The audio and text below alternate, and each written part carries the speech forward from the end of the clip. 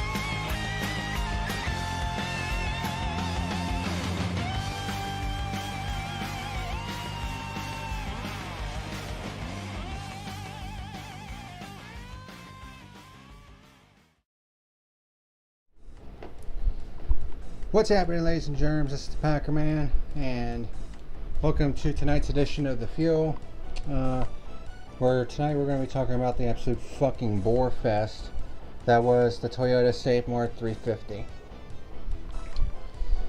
Let's be honest here, people. If Daniel Suarez did not win this race, or if one of the three underdog drivers that finished on the podium did not win this race, honestly, this race probably would have gotten a fucking 0 from me. Like, this race was so fucking boring. Like, holy fucking shit. Like, this was easily one of the worst races of the year. I don't think it was all-star race levels of bad, but... And the strange thing about it is, this race actually had more passes than Gateway did. With fewer laps. I mean, if that was the case, then why the fuck did the race seem so goddamn boring? Well, not having any lead changes, well, sort of hampers that fact. You know, there were only 6 total lead changes in this entire race. And 0 pure lead changes. I know I'm jumping the gun, but I mean... what the fuck else do you expect? I mean, Sonoma, out of all the road courses on the schedule, Sonoma's probably the worst one. And this is not the first time in the past couple of runnings at Sonoma where we've seen 0 pure lead changes. I mean, the same thing happened in 2019. But at least in 2019 and then again in 2021, because 2020 they didn't hold Sonoma because of COVID.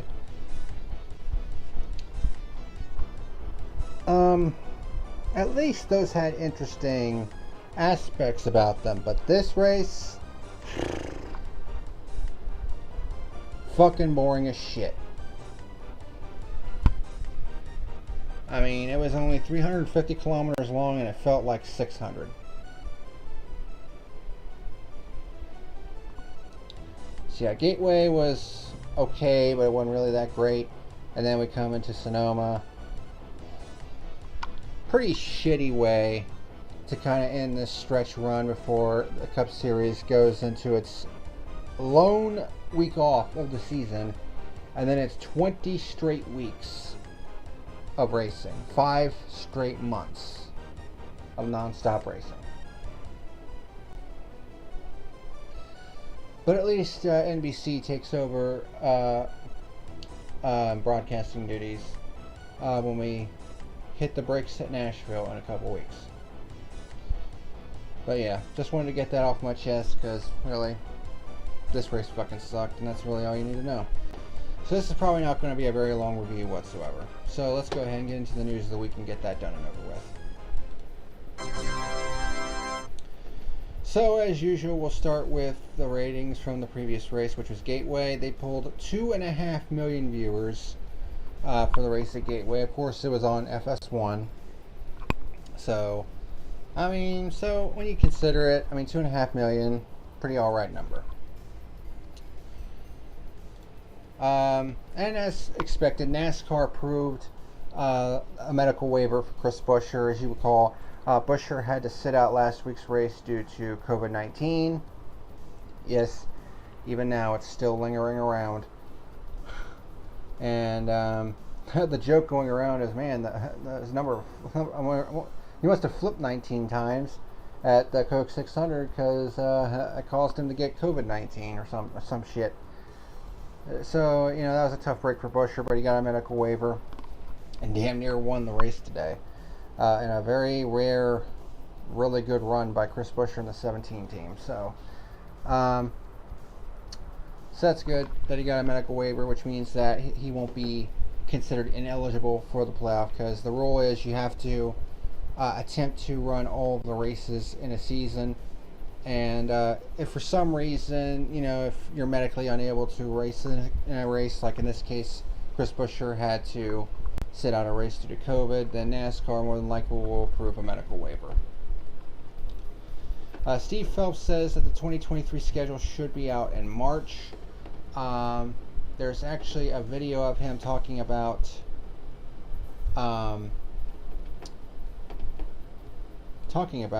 the potential schedule release. Let me see here.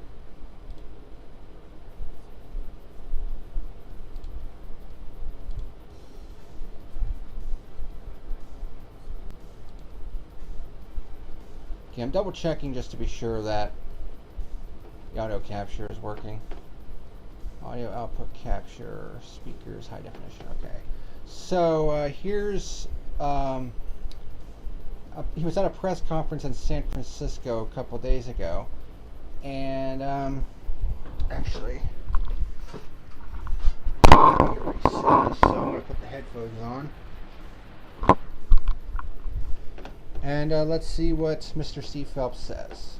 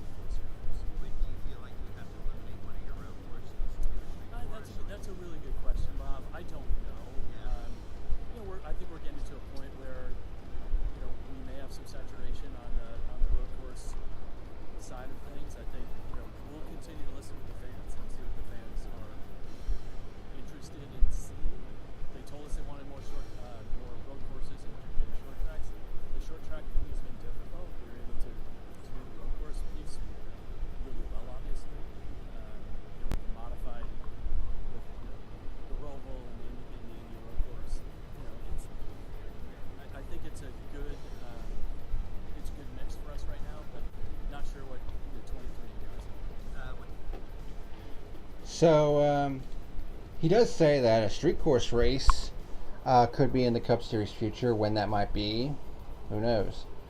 And whether or not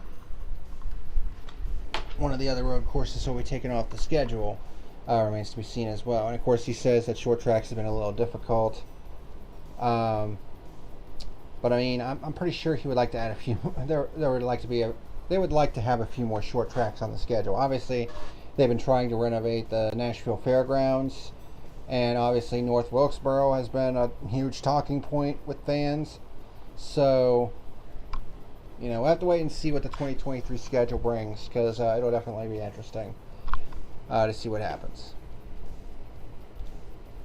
Okay, so this is the last headline for today. The Busch Light Clash returns to LA in 2023. Not really a big surprise. I mean, it was a huge success. The atmosphere was just electric. It seemed to have the glitz, glamour, and glitter that the All-Star race should have had, but did not have. And it's returning in 2023. So, I mean, it shouldn't be that big of a surprise, that the Clash is returning next year to the LA Memorial Coliseum.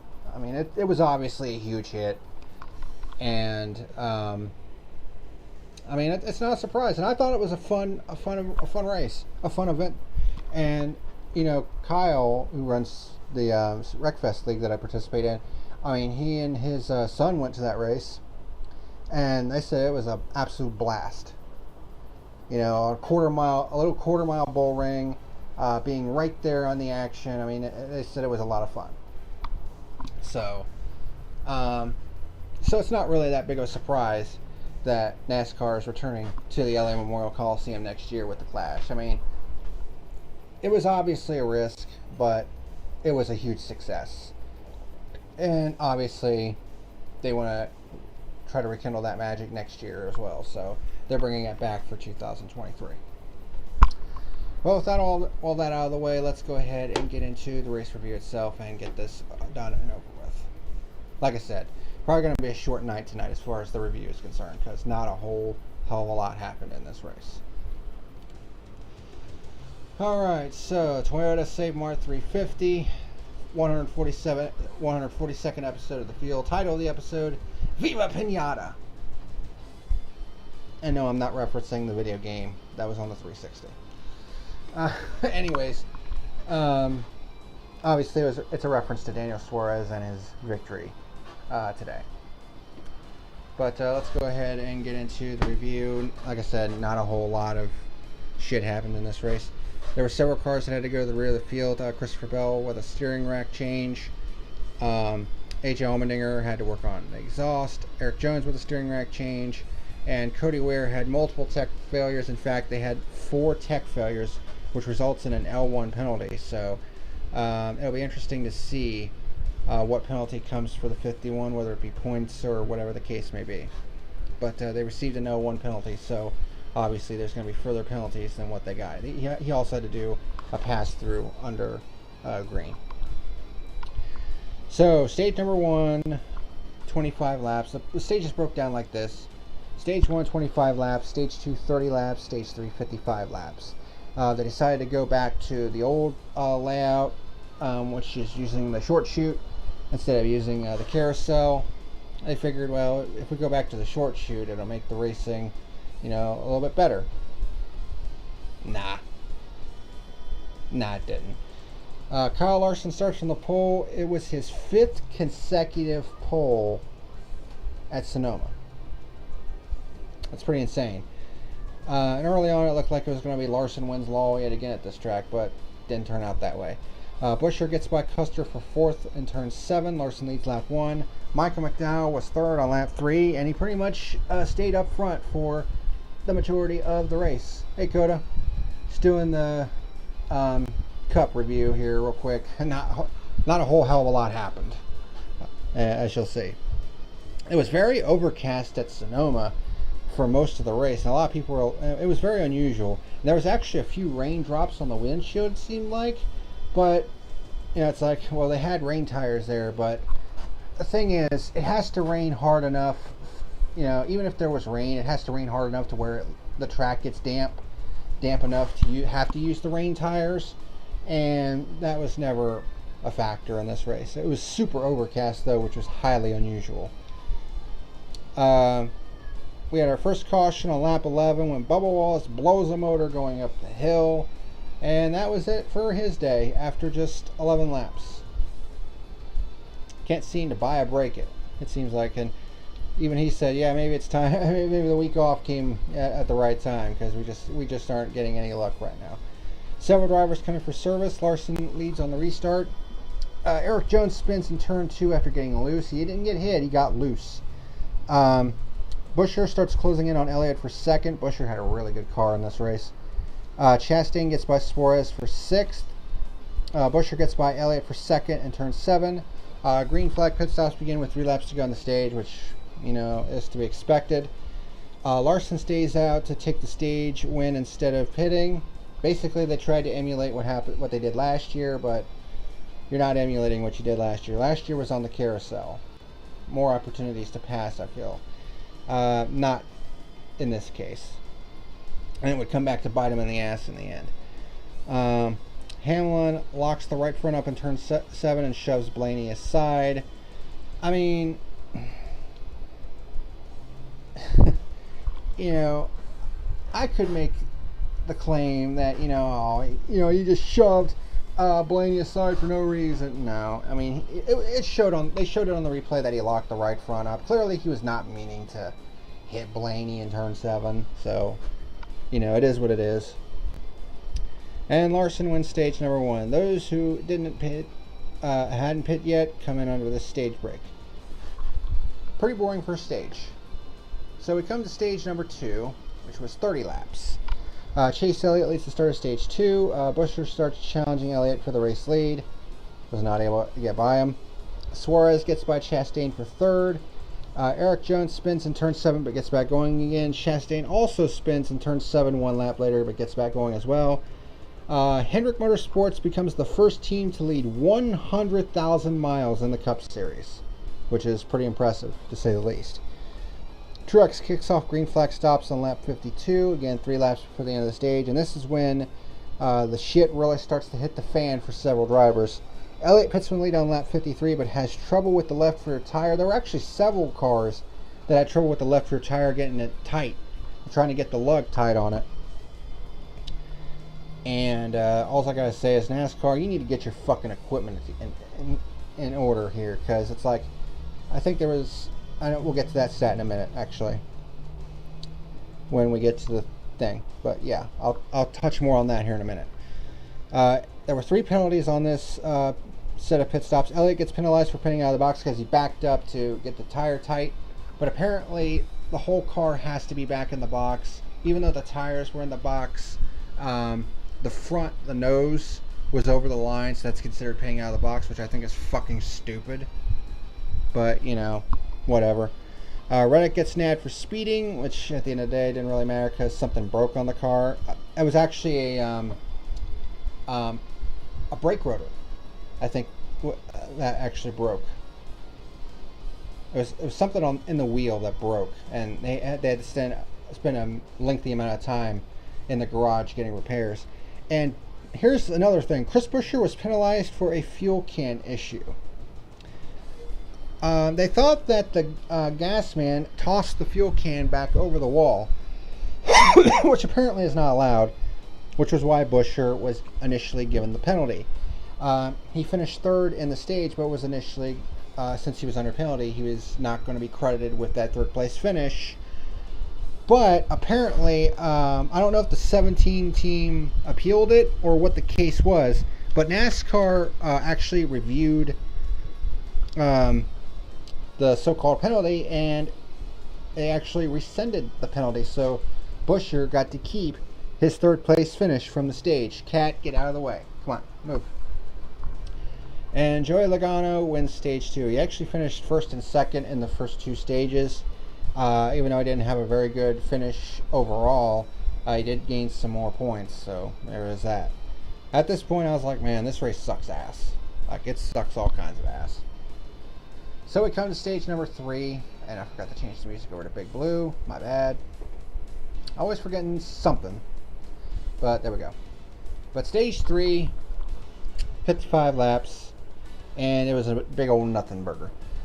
Chris Buescher, like I said, Chris Buescher's penalty was reviewed and rescinded, so he leads the start of stage 3.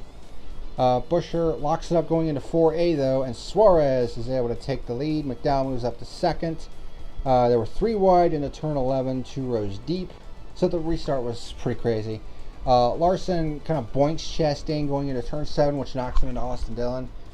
Dillon didn't really like that, which, you know, and then Richard Childress was like, don't let the, you know, number 1, you know, do you like that. And, you know, Austin Dillon was like, yeah, all those apologies didn't mean shit.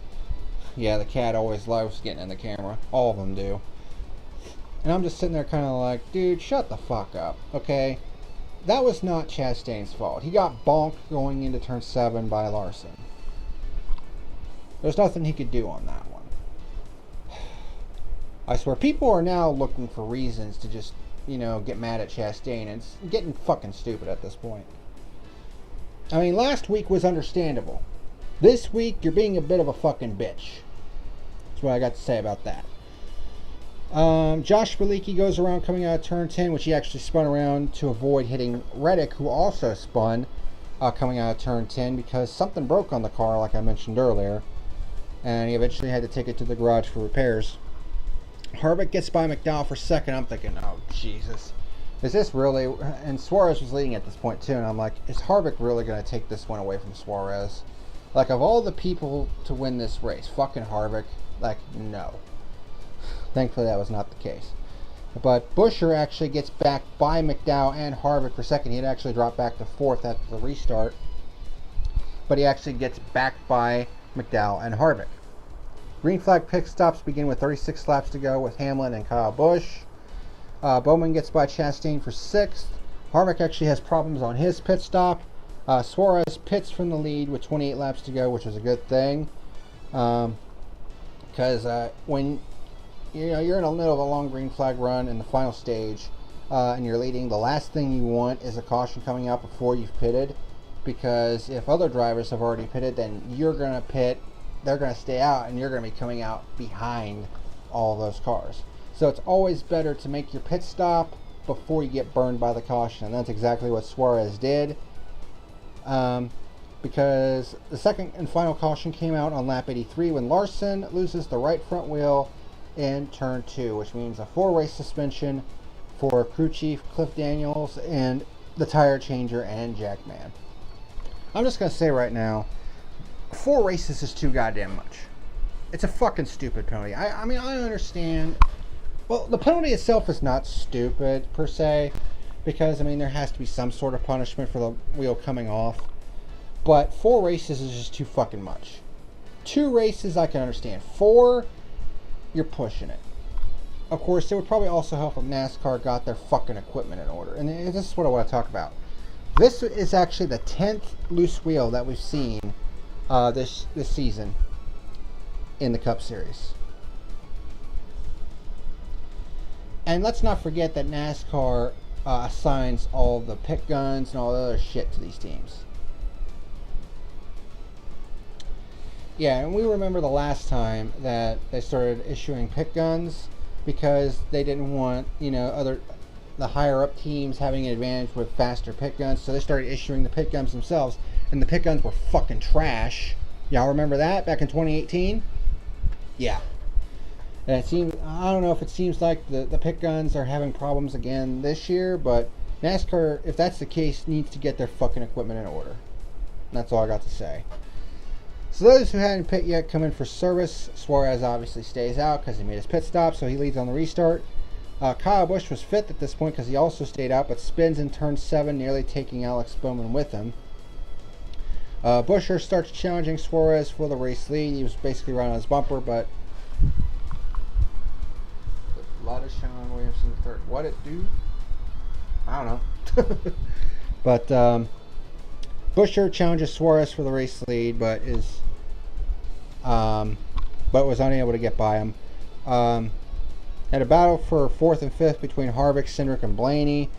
But that was basically it. Not very much else happened at the end of this race.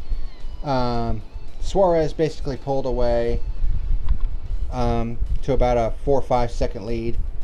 So we were just counting down the laps to the end of the race. And then A.J. Allmendinger spins off in turn 3 with 2 laps to go, which put quite the scare into the fucking Suarez fans that were there. Because they were in the stands cheering him on. And I'm pretty sure when A.J. Allmendinger went off in turn 3, that scared the living shit out of him.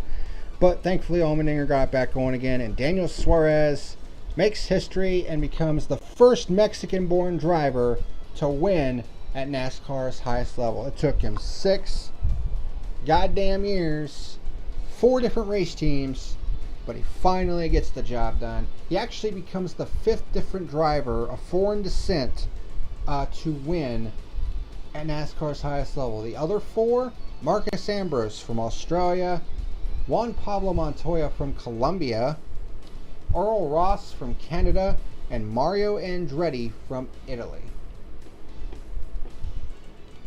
Daniel Suarez becomes the first Mexican-born driver to win in the Cup Series. So, great winner, but it was a shitty race. Absolutely fucking shitty race. So, there you go.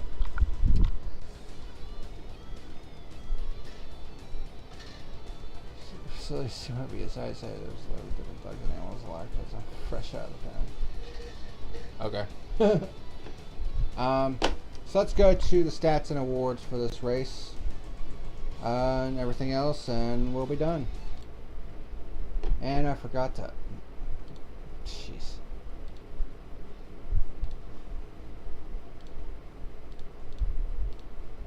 God, I'm such a fucking noob, it seems like. I keep forgetting to block all this out. Okay, let's try this again. So, stats and awards. Total laps, it was a 110 lap race. I forgot to put... Jesus. I was in a rush to get this shit ready to go. 110 laps. Stages were 25, 30, and 55. Overall lead changes. 6.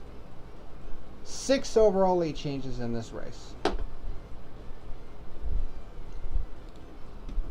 No pure lead changes. Yeah. This race sucked balls. Even though there were only 2 caution flags, but, you know. The funny thing is,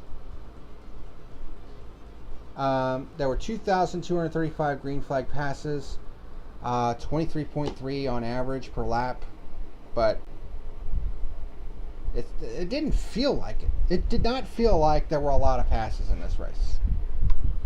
So, yeah, pretty boring race.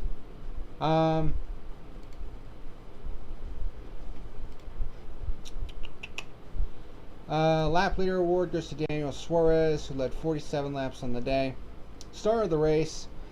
Usually I have one driver who wins this award. But in this case, because of the absolute zaniness of this top 3, I'm going to give it to the podium finishers, which is Daniel Suarez, Chris Buescher, and Michael McDowell.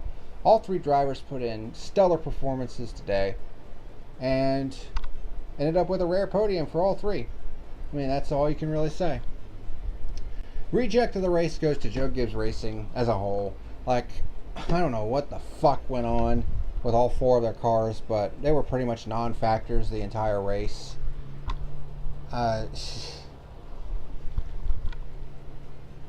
Just a fail on Joe Gibbs Racing's part today.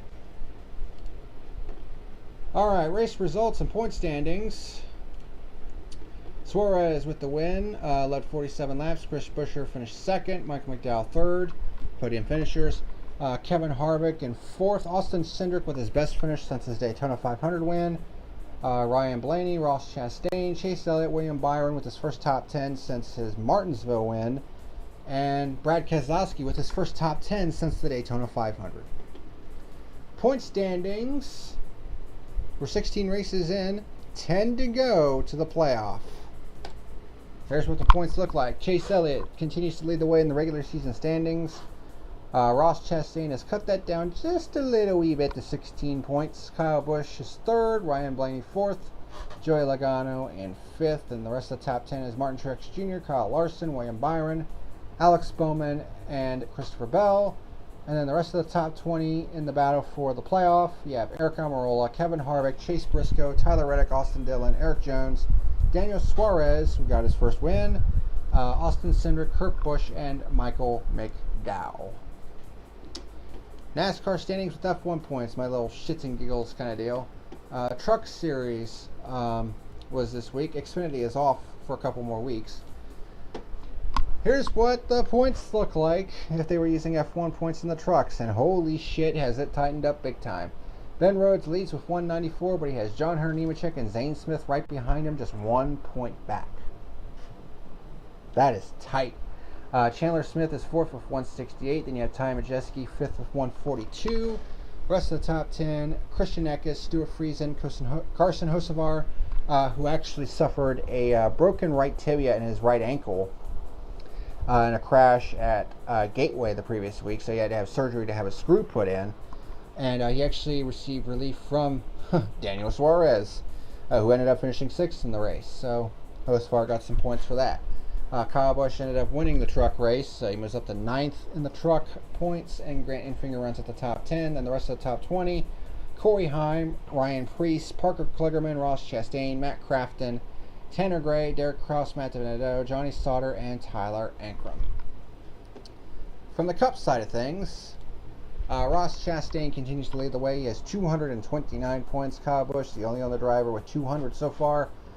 Joey Logano moves up to 3rd with 186. Then you have Kyle Larson and Chase Elliott rounding out the top 5. Rest of the top 10 include William Byron, Ryan Blaney, Christopher Bell, Tyler Reddick, and Martin Truex Jr. Then the rest of the top 20 is Alex Bowman, Denny Hamlin, Kurt Busch, Chase Briscoe, Daniel Suarez, Kevin Harvick, Eric Almirola, Austin Dillon, Eric Jones, and Austin Cindric. As for my final rating for the Toyota Save Mart 350 at Sonoma Raceway, I mean, this race was fucking boring as shit. It was one of the worst races of the year. If it weren't for the fact that Suarez won, I probably would have given this race like a 1 or something like that. Hardly any lead changes, no pure lead changes.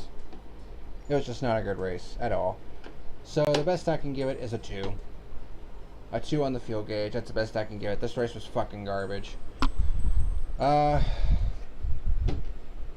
Worst road course on the circuit right now. That's all I can say. But that's going to do it for this evening. Like I said, not really a whole lot going on in this race. Not a whole lot to talk about. You know, that's just the way it goes. But that's going to do it for tonight's edition of The Fuel. I know, a very short edition compared to some of the others that I've done, only about a half hour long.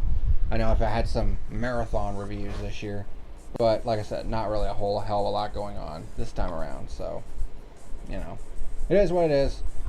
But Cup Series has next week off, and so does the Fuel, so take next week off and then head into the next race at Nashville, which is June the 26th, so thank you very much for watching tonight's edition of The Fuel, and until next time, this is the Packer Man signing out. See you later.